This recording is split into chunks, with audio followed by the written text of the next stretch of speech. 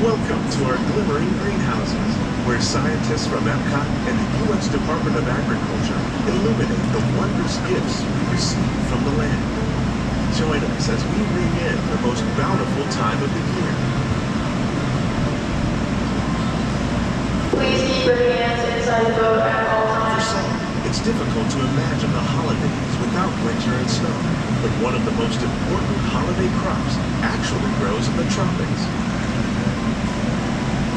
For centuries, farmers in Central America have cultivated cacao to make chocolate. In fact, cacao is chocolate's main ingredient. Today, people around the world are able to enjoy a variety of sweets and keep warm with a cup of hot cocoa, thanks to this tropical plant.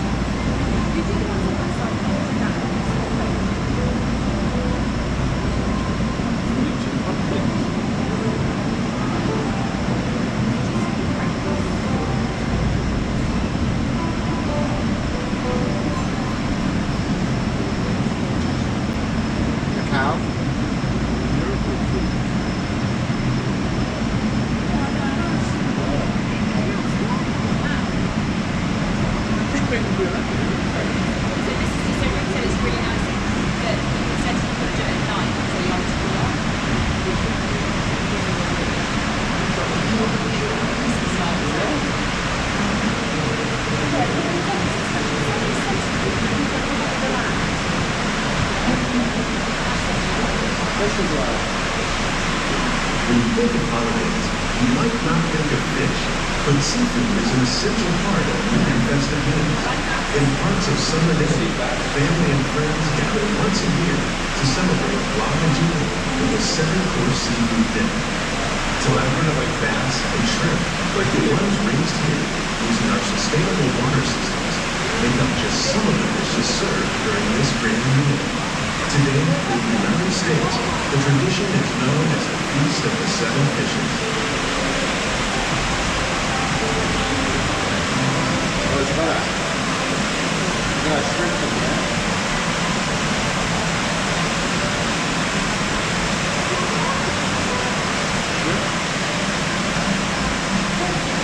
How many shrimp in there?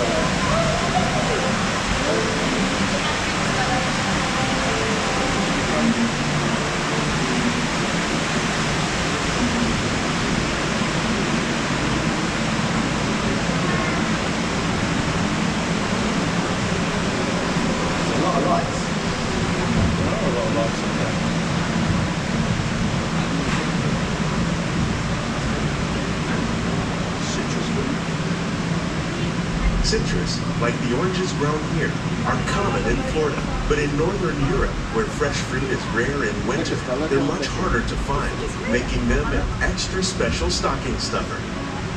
During Chinese New Year, these vibrant fruits are given as gifts of good fortune. Stringy hot peppers, sesame.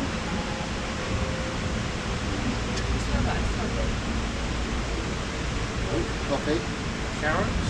No, the week down here. Yeah. Cherry sage. Look how nice they've done this. Sugar cane. The sugar cane. They say it's better to give than to receive. And in this greenhouse, we're celebrating the holidays by giving back to the land using innovative farming techniques.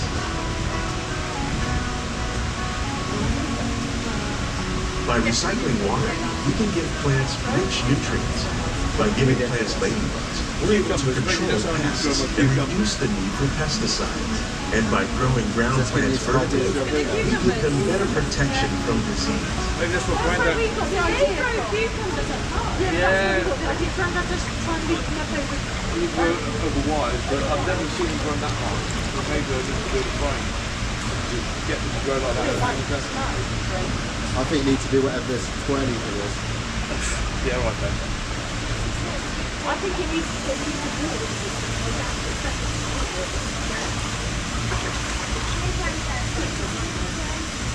You can Yeah, turn it. can I do the turret twirl thing?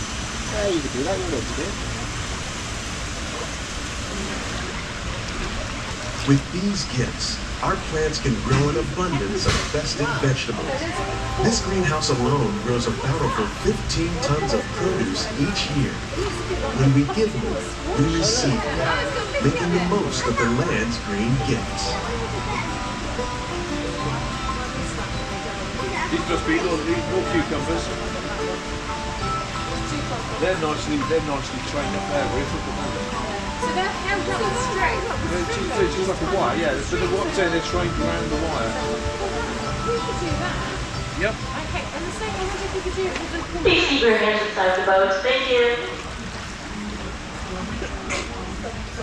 Many of the plants you see here help spice up the holiday. The bark of cinnamon trees, like the one growing beside you, is used to make cinnamon sticks. Do you like eggnog? You can thank nutmeg for its signature taste. Other spices, like ginger and vanilla, add flavor to a variety of holiday cookies, cakes, and other delights. By cultivating these festive plants with care and good cheer, EPCOT scientists are able to celebrate the holidays with the land's many gifts. That's lots of people that work in there. Brad, was it Brad?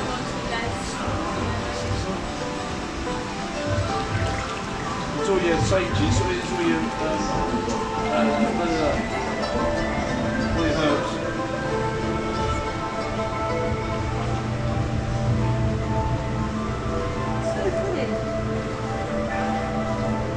Tell you what, These greenhouses represent just a fraction of the work being done worldwide to produce bountiful harvests for our growing population. Scientists, farmers, and even backyard gardeners are doing their part to improve the quantity and quality of foods that we all rely upon. Together, we can continue to find more ways to increase food production and protect our precious natural environment. Only then will we truly be